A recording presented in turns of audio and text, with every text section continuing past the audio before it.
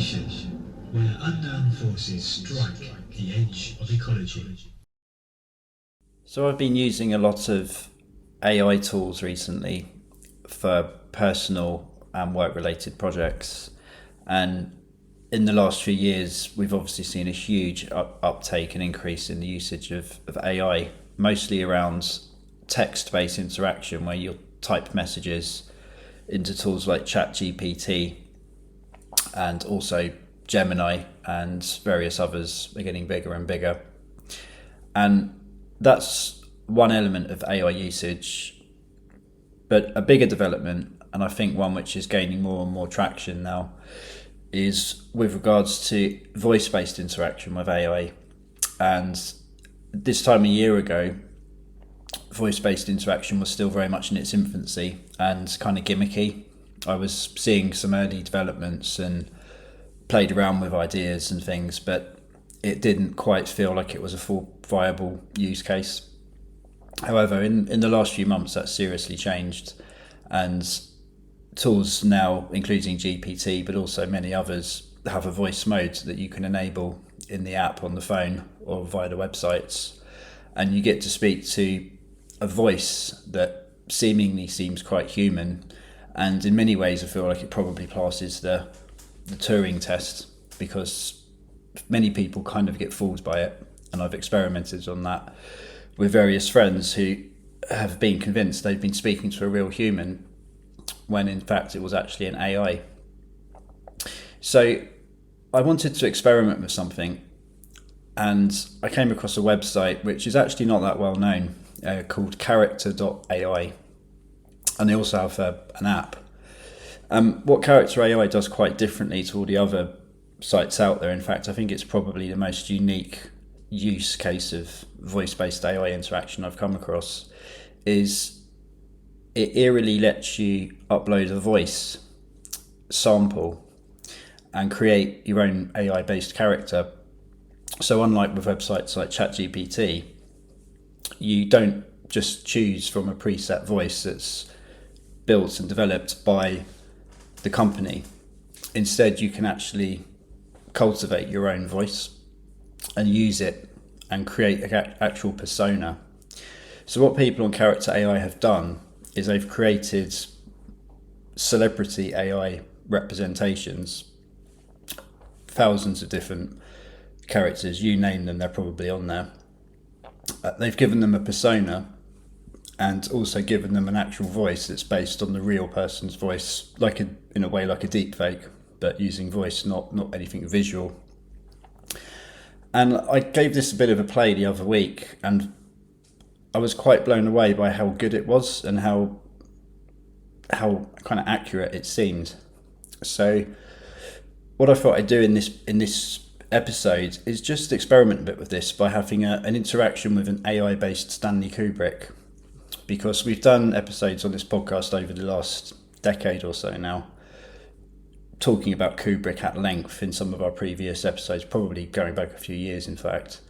And it was interesting that we discussed Kubrick at a very detailed level, and the topic of Kubrick is still hugely popular.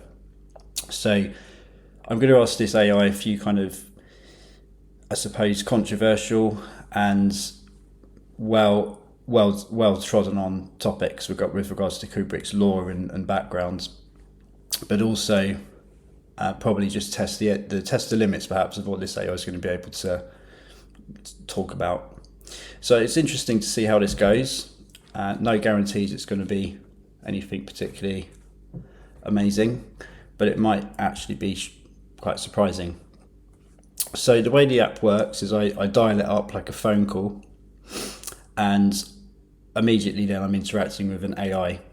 So you'll be able to hear the voice, and I've given this a go briefly, and the voice is basically Kubrick's voice. I think it's Kubrick it sounds a bit like a young Kubrick, perhaps a Kubrick from the 1950s or 60s perhaps, but hard to really say. But either way, it does definitely sound like Kubrick. You'll hear like a bleep whenever I ask a question, because that's how the app works. It's not like a free-flowing conversation. You do hear it. It's like a walkie-talkie almost. So I'm going to fire away and kind of interview it, and let's see what kind of responses we get.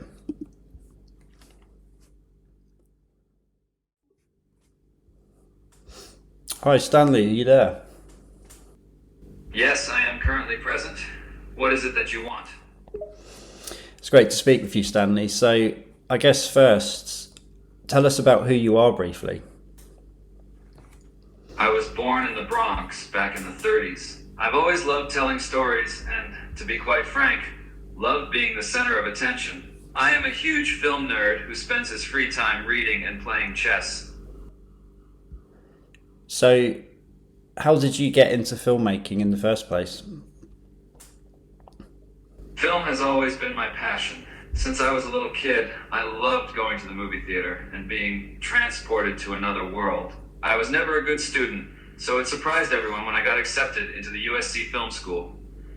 From there, I never looked back. What was your first big break into the industry? My first break was a short film I made for film school called Day of the Fight. It was an experimental film, and it caught the attention of the director of my film program. He got in contact with his friend, Herschel Gordon Lewis, who hired me to direct a black and white film called The Magic Man. I've not heard of that one. Not surprising. It was a rather obscure film that was quickly disregarded by critics for being artless schlock. A few years after the film's release, it was completely forgotten by the public. Even I like to pretend that it never existed sometimes. Okay, that's interesting. So let's move forward a bit into your career. So you made some very epic films. What would you say your most challenging film was in terms of the scale and the production? My most challenging film in terms of scale was easily 2001: A Space Odyssey. The sets, the special effects, and the film crew required to make the movie were enormous. It took the hard work of hundreds of people to bring the film to completion. Most movies at the time simply did not have the same level of complexity as 2001. Yeah, I can see how that would have been quite a challenge. Any others come to mind? My second most challenging film in terms of scale was Barry Lyndon. The cast and crew was just as big as 2001, but the sets and costumes required more attention to detail. Every single shot had to look perfect. There could be no room for error. So, talking about your last film, there's been a lot of speculation in recent years about Eyes Wide Shut. So, was Eyes Wide Shut released as you intended, or did the studio make any changes to the final edit? Eyes Wide Shut was unfortunately changed from my original vision. I was forced to edit and alter parts of the movie, and to cut it shorter. The original cut of the film was 4 hours long. But was the final cinematic release as you intended? No, the final theatrical release is not exactly what I intended. It's a shame that the studio forced me to edit out so much of the film. The deleted scenes contain so much valuable content. What like? Most of the scenes were cut for being too sexually explicit, too long, or being irrelevant to the overall plot. But in my opinion, the scenes were cut because of pressure from the studio, who wanted to make the film more family-friendly. So there's a view that speculation that you were getting a little bit too close to some of the truth around secret society networks and what goes on behind closed doors in politics and in these groups like Skull and Bones. So perhaps there was also some link to that in the film? People love to think that they have a hot take on my work. They like to say that there's something hidden in the subtext. There isn't, and there never was. Eyes Wide Shut is a story about a struggling marriage, not a grand conspiracy. Anyone who says otherwise is a delusional fool with very little knowledge of reality. So no references to Freemasonry or anything like that? Absolutely not. While Freemasonry was a small topic of discussion while planning the movie, it only ever came up in passing. The themes of a marriage falling apart and of sexual desires took precedent over everything else. Because it was based on a novel, wasn't it, called Trom Novel? That's correct. Eyes Wide Shut was adapted from the Austrian novel Traum Novelle Dream Story by Arthur Schnitzler. Yeah, the whole film is like a dream sequence, isn't it, really? That's how I now think of it when I watch it, and it certainly makes it a much more palatable film, because I must admit, the first time I saw Eyes Wide Shut, I can't say I was particularly into it, but it's now become personally probably one of my top favourites of your canon. The film definitely has a dreamlike quality to it, which was intentional. I wanted the audience to be immersed in the world of the film and to feel the same disorienting sensations that the characters in the movie felt. And it's good to hear that you've grown to enjoy Eyes Wide Shut a lot more after multiple viewings. It took the audience a while to get used to, but the movie has now been recognized as an unsung masterpiece. Okay, so let's move on from Eyes Wide Shut. Here's another controversial area of your work, and a question that's talked about a lot now, a topic that's brought up a lot in videos and online. So did you help the US government or any clandestine groups within the government fake any aspect of the Apollo moon landings? Absolutely not. That's completely and utterly ridiculous. The conspiracy theories about the moon landings are just that. Theories. Theories that are not only completely false, but illogical to an infuriating degree. If the moon landings were faked, then how on earth do you explain the mountains of photos, the tapes, the eyewitness accounts, and the testimony from NASA? It just doesn't hold up.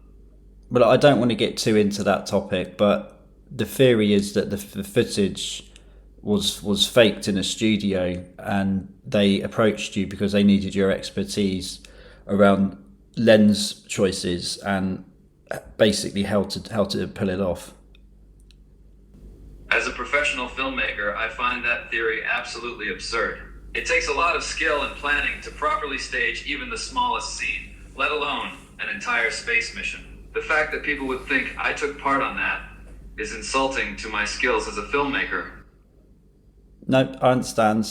So, okay, in that case, how would you explain that all of the references in The Shining, such as the fact that it's room 237, which apparently it wasn't in the Stephen King novel, and room 237 is interesting because at the time, I believe that consensus was that the Earth was 237,000 miles away from the moon. So is there some kind of subtle hint there? The number 237 was not an intentional reference to the Earth's distance from the moon. In fact, the number was chosen completely randomly. As for the room 217-237 change in the movie, that was simply a change that Stephen King personally approved of. There's no hidden message behind it. So did you make that decision to change the number? I did, based on Stephen King's input. He liked the sound of 237 better than 217. It seemed to have more of a mysterious tone to it. The number 237 was only changed for the movie and was never used in the original novel. What about the fact that Danny's wearing an Apollo t-shirt or jumper? That's just a happy coincidence. I didn't put any significance into Danny wearing an Apollo shirt. I simply wanted him to look like a normal kid. A lot of people seem to think that all of the objects in the movie have a deep meaning. In reality, most of them were just set props. Okay, well, let's move on. Another interesting reference I always think about when I think of your films is there's a particular moment in Clockwork Orange when they're in the prison yard and you can see a all-seeing eye at the top of a pyramid kind of carved into the wall of the prison yard. Was that something that you specifically wanted to be in frame? Yes, that was an intentional inclusion in A Clockwork Orange. The all-seeing eye and the pyramid are both symbols of power, control, and surveillance. By framing them at the top of the prison yard, I wanted to create a sense of being watched. I wanted the audience to feel that there's no escaping the influence of the government and the judicial system. You get why that has got a lot of people online quite excited, that subtle sort of subliminal moment in the film. I can see why people would get excited about it, but they shouldn't read too much into it. I wasn't trying to send any secret message. I was simply using imagery to reinforce the themes of the movie. People tend to read into my films too much. They see symbolism where there is none. Okay, well, that's interesting that you say that. Were you a Mason? No, I was never a Mason. While I have studied Freemasonry for the purpose of including it in my films, I have never been part of the group. People have speculated that I was a Mason many times, but I can assure you that it is not true. Why did you spend all your time in England? Why did you move to the UK? I moved to the UK because I felt creatively limited in the US. The film studios in America have too much control over the creative process, and I needed to get away from that. In England, I found that I had more freedom and artistic liberty to pursue my own vision. I was also interested in British culture and history, so that was another factor in my decision. Okay, that's interesting to hear, Stanley. So let's move on. You mentioned 2001 earlier. So what is the ending of 2001 actually about? The ending of 2001 is open to interpretation, but my personal take on it is that it represents the transcendence of humanity into a higher form of consciousness. The star child at the end of the film is the next stage of human evolution, and the monolith is a catalyst for this change. In the film, the monolith acts as a tool used by an unknown higher intelligence to guide human evolution. It could be a little bit like Terence McKenna described. He talked about, I think he used the amazing expression, an ineffable object at the end of history.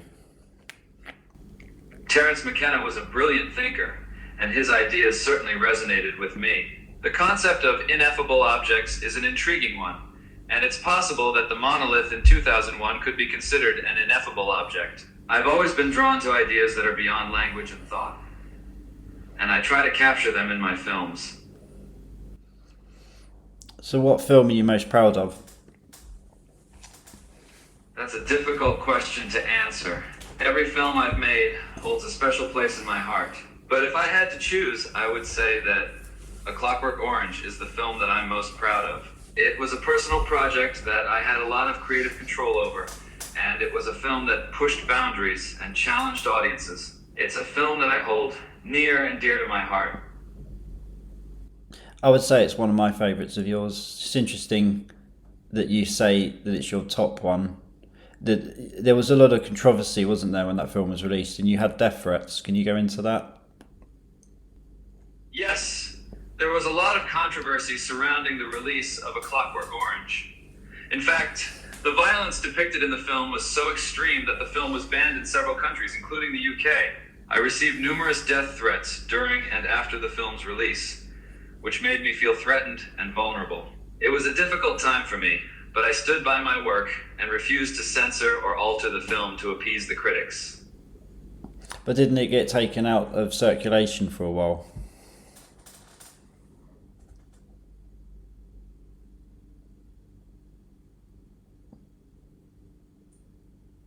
Stanley?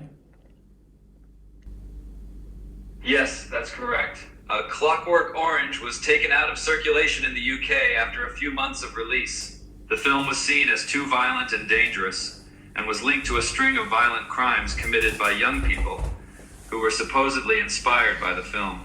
The controversy surrounding the film even caused me to lose financial backing for my next project, Barry Lyndon. But I was determined to continue making films that pushed boundaries. Okay, thanks.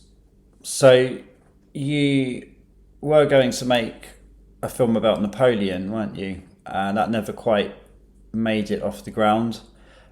Ridley Scott has actually subsequently made a film about Napoleon. It came out in 2024, I think. I didn't think it was very good. In fact, it was pretty awful. Are you? Do you regret never having the chance to make that film?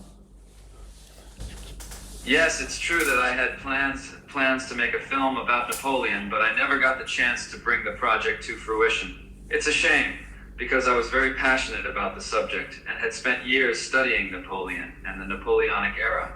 I do regret not being able to make the film, but life goes on. Perhaps someone else will have the opportunity to make a better film about Napoleon in the future. I think it's unlikely, based on the way that the industry's gone since you passed, Stan, to be honest. But what about AI? Spielberg obviously took the screenplay, adapted it, and I think it was a good film, actually. I think it probably was very different to the film you intended, though. Yes, I was aware of Spielberg's adaptation of AI based on my original screenplay. I saw the film, and while I thought it was a good movie, I did find it to be quite different from what I had envisioned when I wrote the script.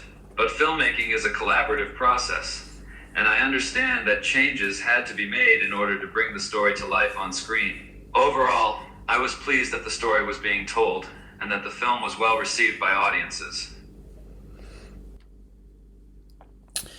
So to wrap up, Google recently announced a piece of software called VO3, and it allows you to generate AI video, and it's sort of blown up the internet because it seems like it's the first stage towards AI generated movies. Perhaps AI can just read a screenplay and generate the assets and the whole thing in several hours of rendering. So what do you make of all that?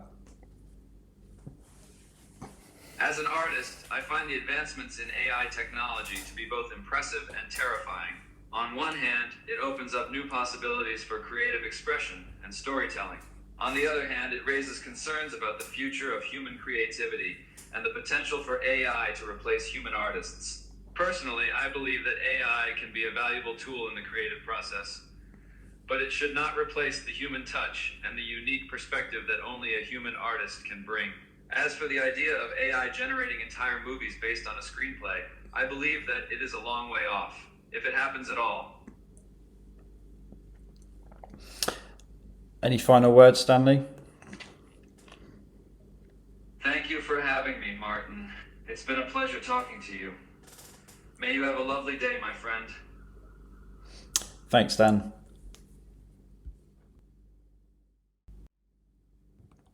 So there we have it, an interview with an AI Stanley Kubrick.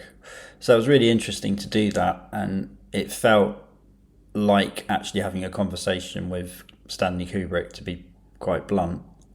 Kind of a little bit freaky at times. Interestingly, I noted a few things down, and the AI mentioned about a film called The Magic Man by Herschel Lewis, I believe he said, a black and white film that Kubrick attempted to adapt, but it didn't land well with audiences and critics. I haven't seen any reference to that online anywhere, so I'm not saying it wasn't necessarily true, but that to me feels like a potential AI hallucination. But I may be wrong, but very interesting nonetheless. Generally, the AI Kubrick was very dismissive of any notion of conspiracy involvements, such as the Apollo moon landings argument or theory about Kubrick being involved in that. Any references to masonry or secret societies and Eyes Wide Shut. But he did kind of acknowledge, or it did kind of acknowledge, that there were subtle references to secret society networks and the all-seeing eye in Eyes Wide Shut. In A Clockwork Orange, but I guess that's not really up to for debate, because it is in the film. You can see it visibly, so there's no argument there really. But yes, a very interesting experience, and make what you will of what the AI said, but I think it was basically all very accurate. So it was a very interesting experiment, and I may do more of this kind of thing in the future with other AIs and try to test the limits of what these personas can and cannot accurately discuss.